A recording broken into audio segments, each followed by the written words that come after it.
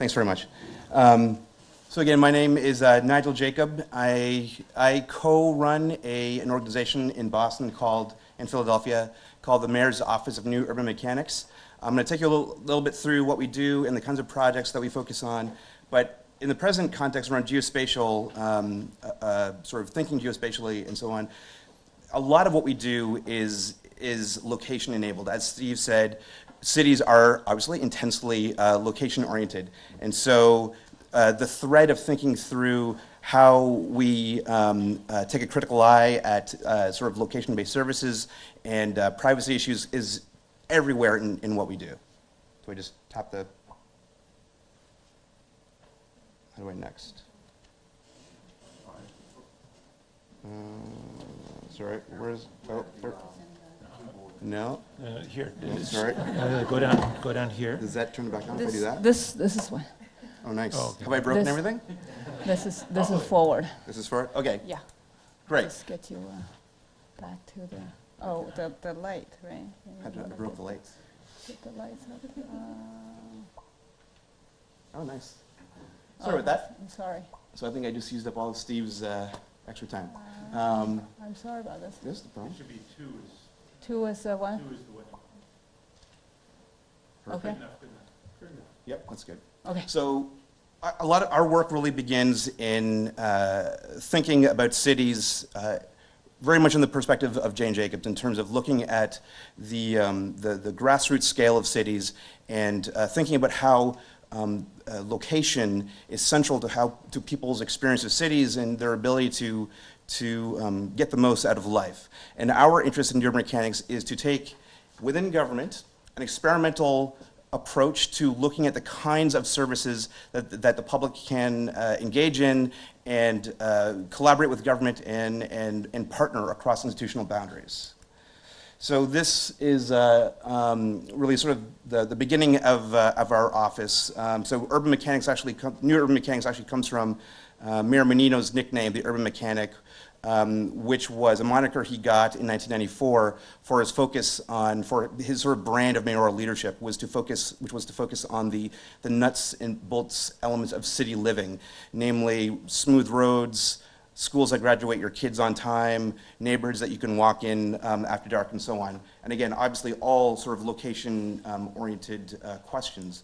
The issue for us was, given all of the various tools and technologies out there, increasingly geospatial again, how do we think about them? I think that the traditional government way of thinking about technology is a very prescriptive approach. The last panel, unfortunately I didn't see much of today's talks, but the last panel did get to the issue of the way that governments think about geospatial data, and there tends to be this focus on sort of when you speak in general, sort of looking at the legislative aspects, or when you talk at the city level, looking at the explicitly operational. But there's an interesting space of exploration, I think, in terms of looking at the cutting edge of cities from the perspective of using a rethinking space. So that's what New Urban Mechanics is, at least in part. We're a civic innovation incubator and R&D lab. So on the one hand, what that means is we are entirely about promoting collaborative partnerships between different institutions and individuals. So on the one hand, in our incubator capacity, we routinely are approached by universities. We do a lot of work with Harvard, with MIT, with Northeastern, with Emerson College, where these universities are looking to explore some new element of how technology can be used to enhance people's experience of place, looking at different kinds of high-end analyses that we can do in terms of how people are using technology to navigate through cities, and sort of the range is unending. But we're always looking at how we can enable an experimental approach in that relationship. So we often find ourselves enabling these collaborative partnerships between universities, government, and the public, in which the public obviously are sort of frontline users, beta testers, contributors. The universities are there to help develop real critical hypotheses in terms of how people can use these technologies to sort of advance their local issues. And the government is there also to think very much from the perspective of the public good. I think everything that we do in neuromechanics is about the public good, about trying to find new ways of engagement amongst the public and to be a platform for people to do innovative things within their communities. This is our pipeline. I won't belabor this, but suffice it to say that we try to be as nimble as humanly possible. So part of the challenge, the structural problem that we see in government is just, as Steve said, that we're not set up to be able to engage in this experimentation. So that's what we've done in neuromechanics. We've created a framework in which we can nimbly and iteratively run experiments and learn from these experiments. We call this approach Design, Action, Research, and Government. This is a great acronym, DARG. But again, where the idea is that by running small-scale experiments that are designed to test some kind of, some aspect of a new technology or a new mode of interacting, what can we learn from that? And then how does that then feed into the policy pipeline? When you think of the way that, especially connecting with government, and increasingly, I suppose, with universities and private corporations, there's this model of government develops a policy or a program, it deploys it, and then the university partner will study that. I think that what we're trying to do in the name of again, real experimental science as it relates to these technologies in society is to bring the researchers and the technologists into the beginning of that conversation so that all along we're thinking about the kinds of experiments that we're running. One of the our key partnerships in doing this kind of work is an initiative that's run out of the Radcliffe Institute here at Harvard. It's called the Boston Area Research Initiative, and again, this is a collaborative partnership between the university and government targeted at looking at, in the case of especially the 311 data. So these are the requests that people are putting into the city. What can we actually learn about communities based on that particular data set? And I think this is actually fairly cutting edge, and there hasn't been a lot of work on this area. If you're interested at all, I'd encourage you to talk to Dan O'Brien there, sort of in the middle, and he can tell you about some of the great work that he's doing. So what I want to do is very quickly run through a few projects as exemplars of our approach, and sort of take them apart very gently in terms of how we think that these can push the envelope in thinking about geospatial and cities in government. So this is a very lightweight technology that we developed last year. Actually, we're going to be relaunching it this summer. It's called Where's My School Bus? Right, so this addresses a very specific problem that we've seen in our city and indeed most cities, that come a snowstorm or other kind of weather-based disaster, if you're a parent waiting for your kid's school bus to show up, you need to know where that bus is, right? So it's a very obvious problem. The challenge is that traditionally the school bus company and the school department, although there's GPS on those buses, and it has been for many years, they were very nervous about making that data available because there was lots of concern about, sort of predation on children and so on. But our frame was that there's clearly an opportunity for exploration here, and we can't take this heavyweight approach of either yes or no. There's got to be some iterative way that we can pull this apart. So the idea was create a simple app, connect with a pilot group of users in Boston, test it. See what are people comfortable with, what are they not comfortable with, and where does that dividing line actually lay in terms of private versus public versus the safety of your kids and so on. So this is a project that will be, as I said, sort of relaunching this summer. We're also very interested in enabling community modes of exploration and innovation. So the Community Innovation Lab is a project, I guess this is less geospatial, but this is more on the government as enabler of partnerships and innovation.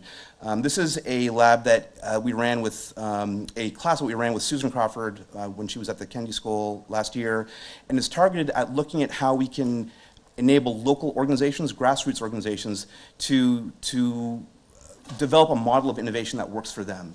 There are all these different community level organizations that are trying to think through how do they use smartphones, how do they use a range of different technologies to enable them to do a better job of connecting to their constituents and delivering services and so on. And so this was a class that we developed that started with design problems that the community teed up for us. Masters in Public Policy students from the Kennedy School, and then design students from the Graduate School of Design. And we brought them together in a laboratory-like environment where they were working rather intensely together to scope out problems, develop solutions to those problems, and then actually roll out those solutions. So that what you have is this sort of virtuous circle of learning that happens around partnership development and exploration of a range of different technologies and innovative approaches. This is a project that we did. This was a collaboration with Emerson College. This is a different way of thinking about space in many cases. This is one of the key elements that we see in cities is community deliberation, generally about in a particular neighborhood about some particular topic. Community Planet is an online game that takes these local issues and then turns it into a civic game so that you as a community can come together and can have a rich dialogue on whatever these local issues are. So this is a different way of thinking about space. This is less about big data and sort of quantitative data analysis. This is very qualitative data oriented. I think there's a lot to be said about pulling in qualitative data into this topic. One of the things that we can uniquely do, I think, as a government, and again, sort of a government organization focused on the public good, is to explore a range of different topics that is in some cases difficult for private sector organizations and indeed university partners or university researchers oftentimes. So this is a range of technologies that we developed, starting with that one there in 2009 called Citizens Connect. It begins with a very sort of prosaic notion. But at the time, I think it was nobody knew whether or not this would be the case. If we were to create a mobile app that would allow people to submit requests for service directly to the city and the people that can fix those issues, would they do that? And we had no idea whether or not people would want to use this app, essentially a government app. But we saw great usage in the app in the early days, and we began scaling it up. And we began exploring a range of different threads through this work. So over on I don't know if I have it. So this is the original app, Citizens Connect. I will skip the story that I usually tell about possums here, but suffice it to say that as much as this was also a technology about connecting citizens with government, it also very rapidly became a tool for connecting citizens to citizens. But one of the things that we discovered was that the app, as much as it is intended to be a tool for citizens to connect with government, we also began seeing the city's municipal workforce using the same technology for their work, which is, again, very location-oriented. They're assigned a range of issues they need to fix, and they actually go and fix them. So this is a technology that we developed. It turned out that when we looked at the usage rates for Citizens Connect, the top 3 users, like far and away, that easily accounted for 70% of the traffic at that time, were city employees, which we had never anticipated. And so when we went to talk to these people, what we learned, we sent out a blast notification to everyone, so we didn't target them, but we sent out a blast notification asking whether or not people would be willing to let us communicate with them, and they did.